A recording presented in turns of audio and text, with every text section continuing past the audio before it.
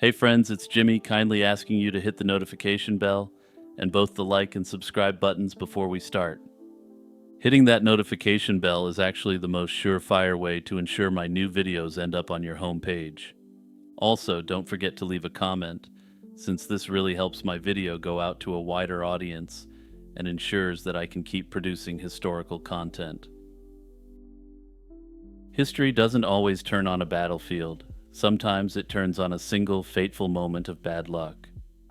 For England, that moment may have come in 1064 on the storm-tossed waters of the English Channel. On board a ship was Harold Godwinson, the Earl of Wessex, brother-in-law to the king, and by far the most powerful man in the kingdom. We don't know for certain why he was sailing, though it's been speculated that he may have been on a diplomatic mission. Whatever his purpose, it was cut short by a violent squall. The ship was blown hopelessly off course, smashing onto the shores of Ponthieu, a small but hostile territory ruled by Count Guy. Harold, the most powerful man in England, was dragged from the surf and taken prisoner. The Count seized him based on the laws of wreck, a brutal custom that essentially made any valuable cargo, or person, washed ashore the property of the local lord. Harold was thrown into a dungeon at Boran, a prisoner to be ransomed. Word of this prize spread quickly. To the south in Normandy, Duke William heard the news. William, a ruthless and ambitious ruler, immediately saw his opportunity. William dispatched messengers, applied a heavy dose of threats, and demanded that the Count hand Harold over. The Count, who was also a vassal of the French king, was cowed by his powerful Norman neighbor and had absolutely no choice but to comply. Harold was quote-unquote rescued from this prison, only to be delivered into the hands of a far more dangerous man. Godwinson was now the guest of Duke William of Normandy, whether he liked it or not. William was a master political operator. He knew he couldn't just keep Harold in a dungeon as his previous captor had done. He treated Harold not as a prisoner, but as a guest of honor, at least the same way that a turkey might be called the guest of honor at a Thanksgiving dinner. He invited Harold to join him on a military campaign into neighboring Brittany against Duke Conan. During this campaign, Harold, a renowned warrior in his own right, proved his worth. In a famous scene, immortalized in the Bayeux Tapestry, two of William's soldiers were trapped in the quicksand near the fortress of Mont Saint-Michel. It was Harold who waded in, reportedly pulling both men to safety with his bare hands. After they successfully besieged Duke Conan at Dinant, William celebrated his guest as a brother in arms. He presented Harold with gifts of weapons and armor, a public and deeply symbolic act. In the 11th century feudal world, this was no simple gesture. A lord gave arms to his vassal. William was, in full view of his court, maneuvering Harold into a subordinate role, creating a public spectacle of obligation. This carefully constructed friendship was the backdrop for William's real goal. But to understand how he used it, we must fast forward 2 years to the event that set all of England on fire, January 5th, 1066. King Edward the Confessor, old and childless, died. His death created a power vacuum, a succession crisis that would pit various claimants against each other for the English crown. On January 6, 1066, the day after Edward's death, England's leading nobles and bishops convened the Witenagemot, the Great Council of the realm. Their job wasn't to automatically follow a line of succession, but to elect the man best suited to defend the kingdom. The obvious choice was Harold Godwinson. He was the wealthiest, most powerful, and most respected military leader in England. According to contemporary Anglo-Saxon sources, Edward even made it clear that he viewed Godwinson as his natural successor, a non-determinative factor to be considered. The council elected Harold Godwinson, and he was crowned king in Westminster Abbey, likely on the same day. When the news reached Normandy, William was reportedly enraged. He claimed he was the rightful king, citing a supposed promise Edward had made to him back in 1051. But William knew that a vague 15-year-old promise wasn't enough to justify a full-scale invasion. He needed something more potent, a moral and religious justification, a casus belli. And he found it in Harold's visit of 1064. William's claim was that Harold wasn't a king, but a usurper, and worse, a perjurer, an oath-breaker. The Norman narrative, likely only fully crafted after Harold had been elected king, was extremely simple and easy to understand. During his time as William's guest of honor, Harold had allegedly sworn a sacred oath, on holy relics, to support William's claim to the English throne. By accepting the crown from the council, Harold had therefore violated this sacred vow, damning his own soul and forfeiting his right to rule. This claim of a broken oath became the central pillar of the entire Norman justification for the conflict, and they documented it in one of the most brilliant and biased works of art in history, the Bayeux Tapestry. The tapestry's climax before the battle itself is the oath scene. We see Harold, looking uncomfortable, standing between two large reliquary shrines, his hands placed upon them. The Latin inscription above reads, translated into English, "Harold made an oath to Duke William." The tapestry, however, is conveniently silent on what he swore, or why.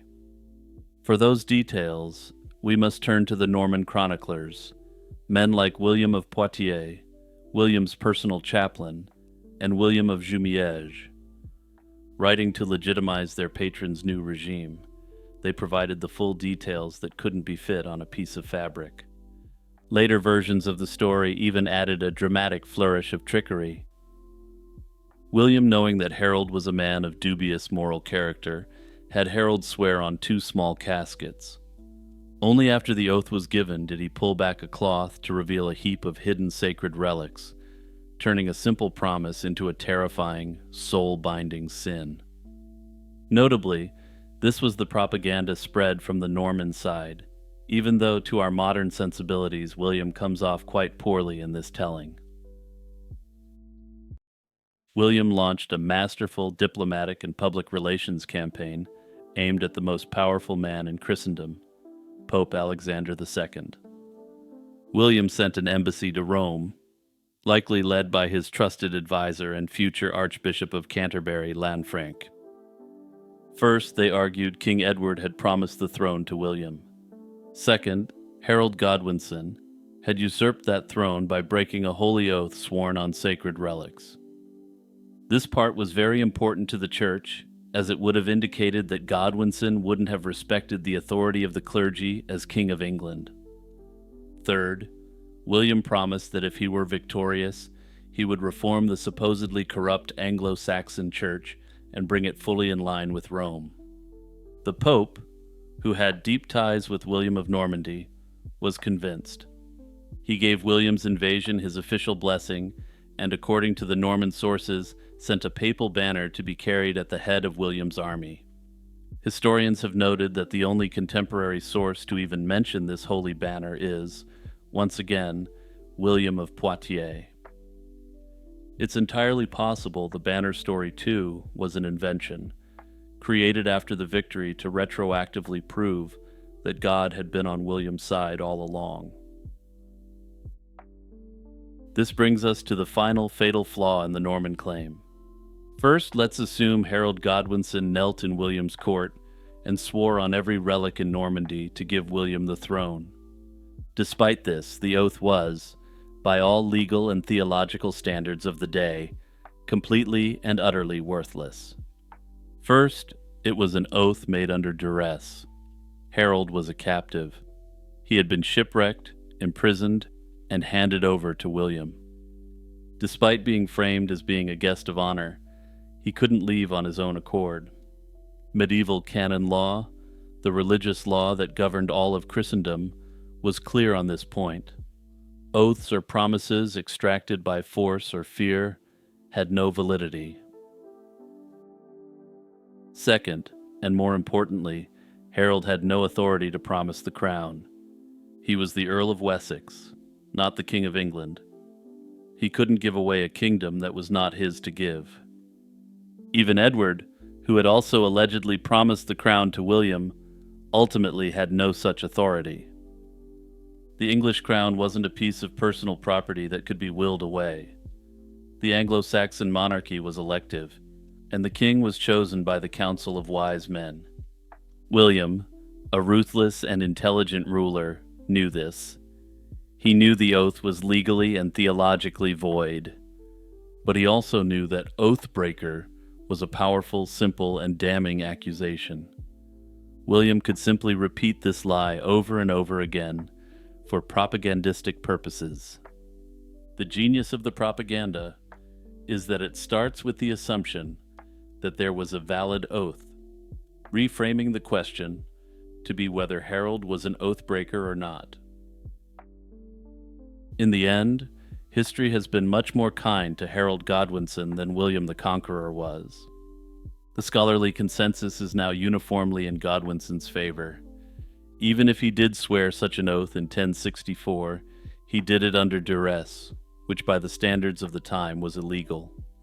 Further yet, even if he had given the promise under his own free will, this would be the very rough equivalent of the richest man in America promising the presidency to someone. It wouldn't be his to give even if the promise was valid, since there's an elective system in place. In the end, Harold Godwinson wasn't a perjurer. He was the lawfully elected King of England, who died on a battlefield defending his country. Perhaps this is one of the reasons history remembers William of Normandy primarily by the nickname the Conqueror. Hey everyone, Jimmy here with a reminder to hit the notification bell and drop a comment if you haven't done so already. Also, don't forget to check out the YouTube membership or the Patreon if you want to do a bit extra and you're in the financial position to do so. Imagine standing on the walls of Manila in 1586. You're a Spanish soldier, thousands of miles from home, but you feel like a master of the universe. And why wouldn't you? You serve the Spanish Empire at the absolute zenith of its power. In the last 70 years, your countrymen, small, determined bands of conquistadors, have toppled the two largest empires in the New World. They've claimed the entirety of the Americas for your king. Just 6 years ago, in 1580, your monarch, Philip II, also claimed the crown of Portugal, uniting the two greatest global empires of the time. You are in the Philippines, a new colony established in 1565, a precarious, humid perch on the edge of Asia. From here, you look west, across the South China Sea, and there it is, the final prize. The source of the silks and porcelain that fill the galleons, the most populous and wealthiest empire on Earth, China. You and your commanders don't just see a trading partner. You see the last, greatest challenge. You see a kingdom ripe for conquest. For a brief, feverish period in the late 16th century, the Empresa de China, or China Enterprise, was a formal proposal submitted to the most powerful man in the world. It was, without a doubt, the most ambitious invasion that never happened. But this plan was born from more than just imperial confidence. It was also a product of a deep-seated identity crisis. The men who settled the Philippines were soldiers, administrators, and missionaries steeped in the conquistador worldview of the Americas. They had come for God, gold, and glory. But the Philippines was a profound disappointment. The archipelago lacked the vast, centralized empires of the Aztecs or Incas. There were no great silver mines, and no golden cities to plunder. Almost immediately, the entire Spanish colony of Manila became utterly dependent on a single source of income: trade. Specifically, acting as merchant middlemen in the Manila galleon trade, swapping silver mined in the Americas for luxury Chinese goods like silk and porcelain. For the Spanish Hidalgo elite, this was a humiliating reality. In their worldview, conquest was king. Trade, by contrast, was seen as a necessary evil to be carried out by less manly peoples than the Spanish. The Empresa de China, therefore, was a psychological necessity. It was a desperate attempt by a frustrated military class to escape the embarrassing reality of being merchants, and in one final glorious campaign, reclaim their very identity as conquistadors. The idea of invading China was an evolving obsession that culminated in two major proposals, each more audacious than the last. It began with the blunt aggression of a governor, and was perfected by the grand strategic fantasy of a Jesuit. The first formal plan came in 1576, not long after the Spanish had settled Manila. It was the brainchild of the new aggressive governor, Francisco de Sande. His predecessor, Guido de Lavazares, had favored peaceful diplomacy, even working with Ming authorities to root out Chinese pirates in the region. But Sande had no patience for diplomacy. He wanted a military solution.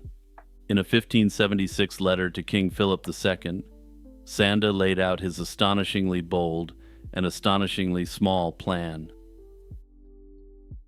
He argued that a mere 4,000 to 6,000 Spanish soldiers, properly armed, would be enough to subdue the entire Ming Empire.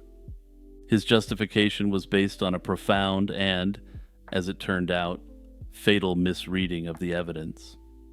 He reported to the king that, quote, "The Chinese are not warriors," and, quote, "do not have good weapons."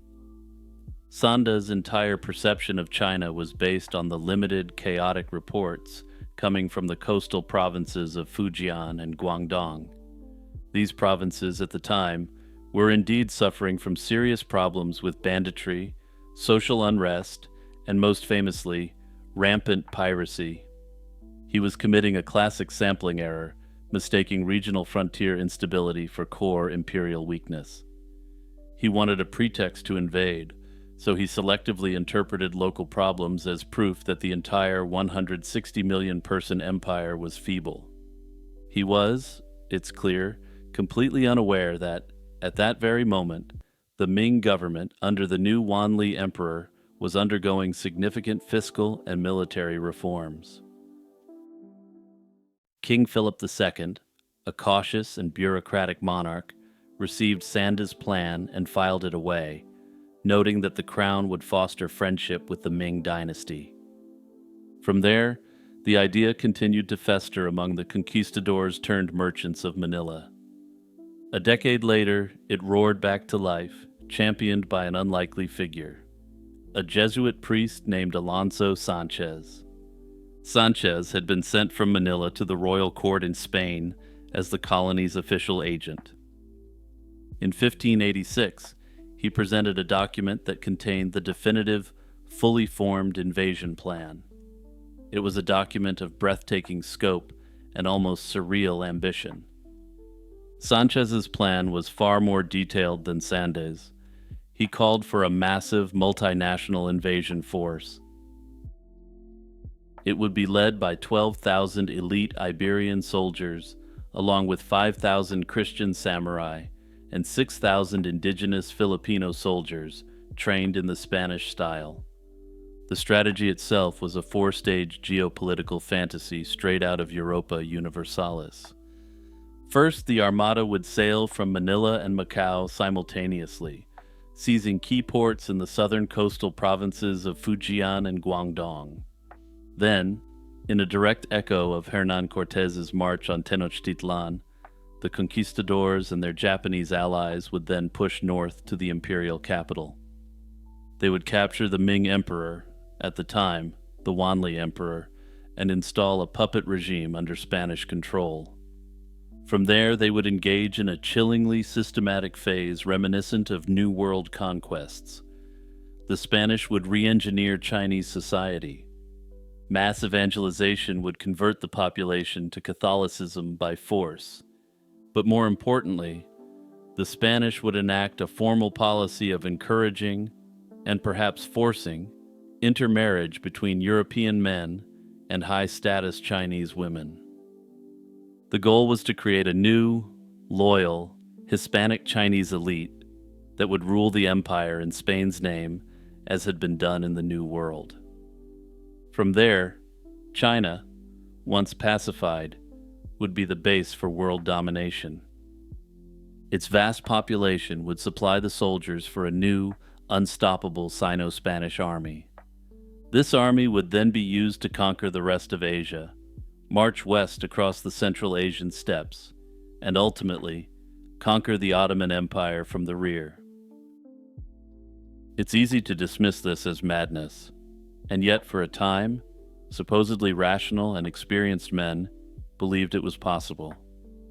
Their confidence rested on three pillars: a proven blueprint for conquest, dangerously flawed intelligence, and a deep-seated, unshakable belief in their own superiority. The Spanish, quite simply, were prisoners of their own success. The Empresa de China was explicitly modeled on the stunningly successful conquests of the Aztec and Inca empires. In both Mexico and Peru, a few hundred conquistadors had toppled empires of millions.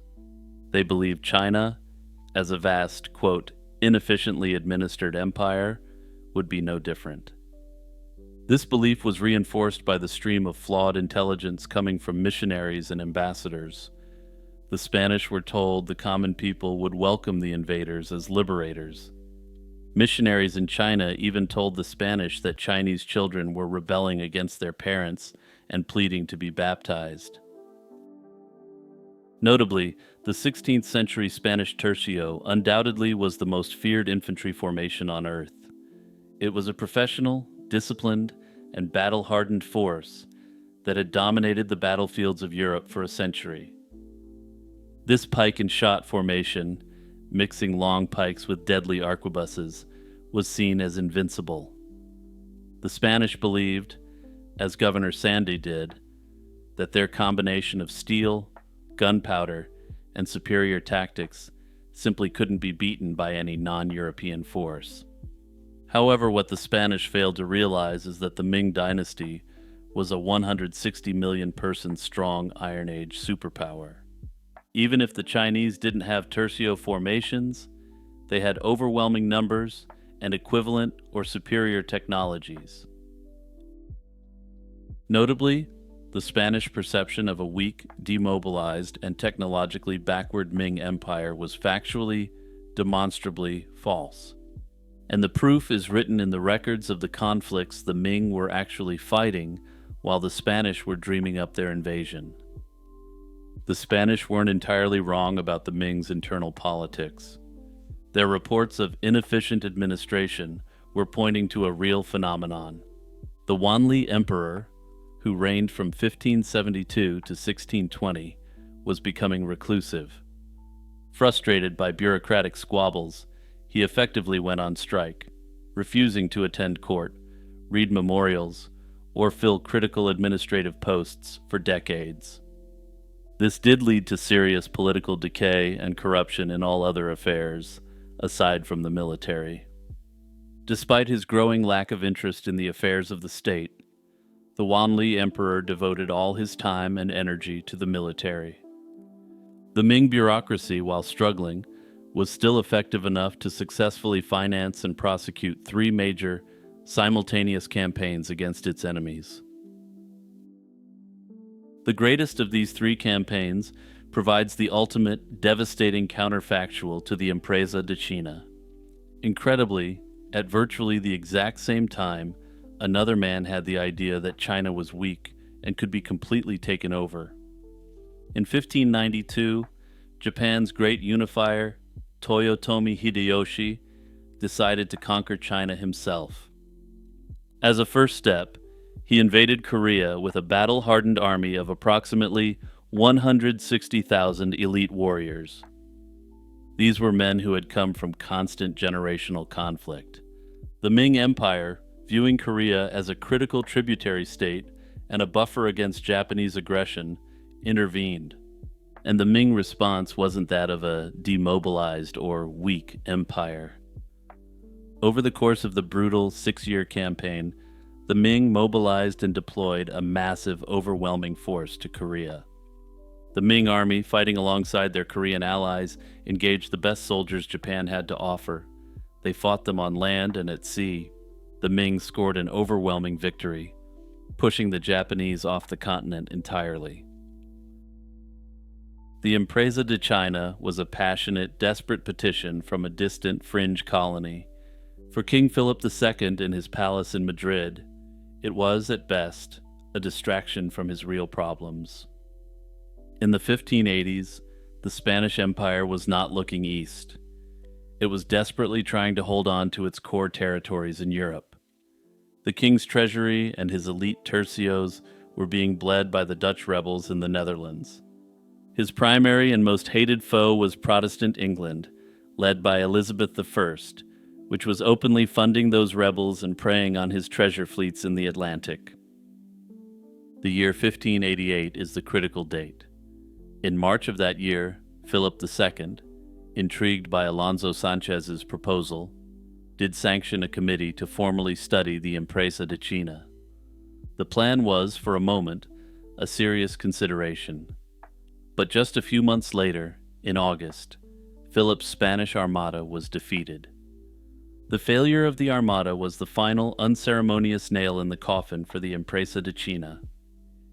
Spain couldn't even launch a successful naval invasion against England, let alone hope to storm the beaches of China. The Chinese enterprise went out not with a bang, but with a whimper. Faced with the smoking ruin of his armada in the Atlantic and the endless draining conflict in the Netherlands, he simply stopped patronizing ideas about the plan. In the end, the Spanish Empire's reach had finally exceeded its grasp. Picture an ocean so vast and terrifying that it was known as the Sea of Darkness throughout the medieval Islamic world. To the medieval mind, this was the Atlantic, a churning, fog-shrouded void at the edge of the known world. While scholars in Baghdad or Damascus might write of the Atlantic with a sense of distant dread, for the people of Al-Andalus, it was totally different. It was their western frontier, a source of livelihood for fishermen, a trade route for acquiring tin from Britain, and a battleground where their navies clashed with Viking raiders. The Sea of Darkness was, for them, a familiar, if formidable, neighbor. It's from this world that a once popular, but now virtually unknown story of a pre-Columbian transatlantic voyage emerged. The tale concerns a man named Kashkash ibn Said ibn Asawad, a Moorish navigator from the vibrant heart of Al-Andalus. In the year 889, Kashkash allegedly gathered a crew of young men, provisioned a ship, and steered it west, directly into the heart of the unknown ocean. More astonishingly, the story claims that after a long time, he returned. This single fleeting account raises the question of whether this navigator from Iberia crossed the Atlantic in the 9th century, 600 years before Columbus. To understand if a voyage like Kashkash's was even possible, we have to look at the world he came from. 9th century Al-Andalus was one of the most advanced societies in the world. Its capital, Cordoba, was a sprawling metropolis known as the Ornament of the World, a beacon of learning and culture. Cordoba was a city of paved streets, public baths, and magnificent libraries, most famously the library of Caliph al-Hakam II, which reportedly held hundreds of thousands of volumes. This was a place where Muslim, Jewish, and Christian scholars collaborated, translating and building upon the great scientific and philosophical works of the ancient world. This intense intellectual curiosity, this drive to map the world and understand its mechanics, provided a powerful motive for exploration. This motive was matched by sophisticated means. Andalusian maritime technology was state of the art. Sailors had perfected navigational instruments like the astrolabe, a device inherited from the Greeks that could determine latitude by measuring the altitude of stars. They also developed tools like the kamal, an Arab invention from the late 9th century, specifically designed for celestial navigation at sea. Their ships were advanced, often featuring triangular sails that allowed them to tack against the wind far more effectively than the square-rigged vessels common elsewhere. Shipbuilders were also moving toward more advanced hulls, where planks were fitted edge to edge over a frame, creating sleeker, more maneuverable ships. However, that said, these ships were still a far cry from the ships Columbus would sail across the Atlantic over half a millennium later. This technological prowess was also hardened by an arms race. Al-Andalus was under constant threat from Viking raiders. The entire story of Cash rests on a single paragraph in a monumental work of history and geography, The Meadows of Gold and Mines of Gems. Its author was Abu al-Masudi, a brilliant and widely traveled scholar of the 10th century. His work blended together documented history with geography, social commentary, and compelling anecdotes and folklore. In a section discussing the Atlantic, al-Masudi reports that adventurers have braved the ocean, some perishing and others returning. He then provides a specific example. He identifies a man named Cash, an inhabitant of Cordoba, who assembled a group of young men from his city and embarked on a voyage. He specifies that the expedition set sail from the port of what is now Palos de la Frontera. In a somewhat bizarre historical twist, and one that supporters of the plausibility of this mention, is that this is the very same port Columbus would later use. After a long absence, the crew returned with a ship loaded with fabulous booty, and he told of a place that translates from Arabic as unknown land. He then specified that this is a common story told in Andalusia, and says that everyone there, regardless of their religion or background, knows about this story. This final line is perhaps the most historically significant part of the account. It suggests that regardless of whether the voyage actually happened as described, the story of the voyage was a real and popular piece of 10th century Andalusian culture. The legend itself is a historical artifact, revealing a society that saw itself as capable of conquering the great unknown ocean to its west. The modern debate over Cash hinges not just on the account itself, but on how it has been translated and interpreted.